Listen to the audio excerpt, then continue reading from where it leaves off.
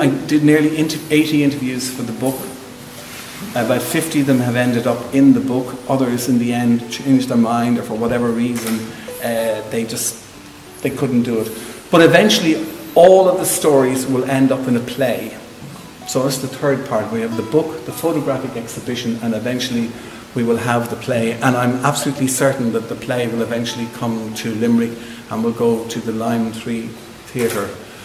But the people in this book represent tens of thousands of other people more. And I am absolutely convinced that someplace in Ireland today, there's a young girl, a young boy, or maybe not so young girl, or not so young boy, struggling still with their sexuality and with the issues.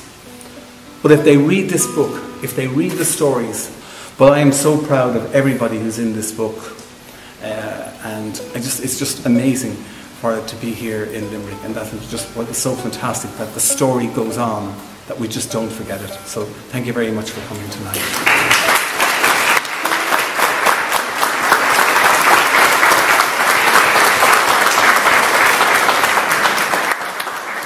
When you're sitting with Charlie, you start to open up about what has happened and what's gone on.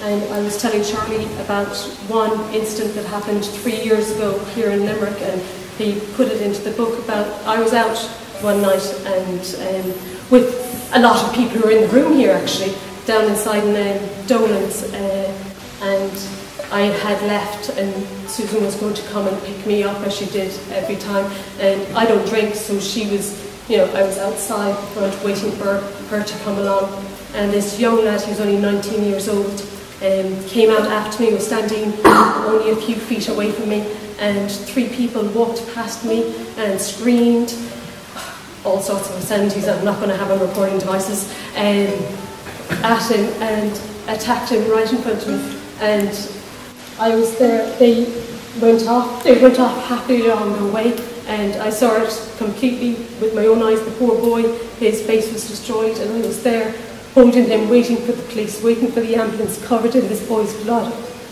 And he had done nothing. He had just walked out of a big night, like I had done, only 5 minutes beforehand.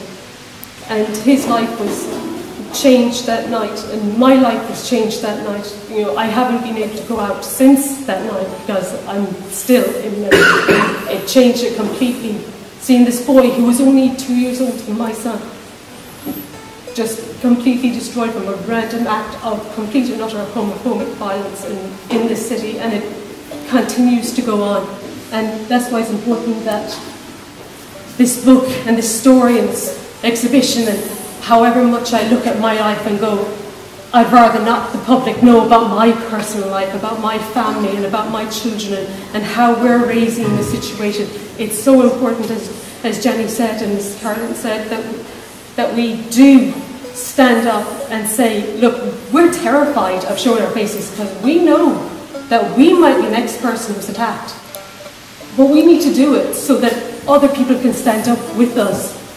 And it's a lot harder to stand up to attack a gang of us than it is to attack individuals on our own.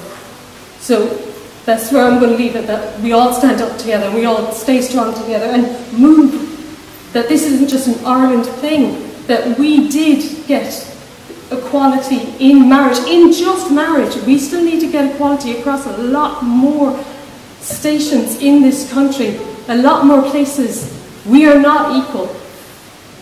And a lot more places around the world, we are not equal. And we all need to stand together.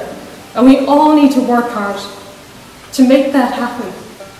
Because I want my children to live their life, to be able to grow up in a more equal world.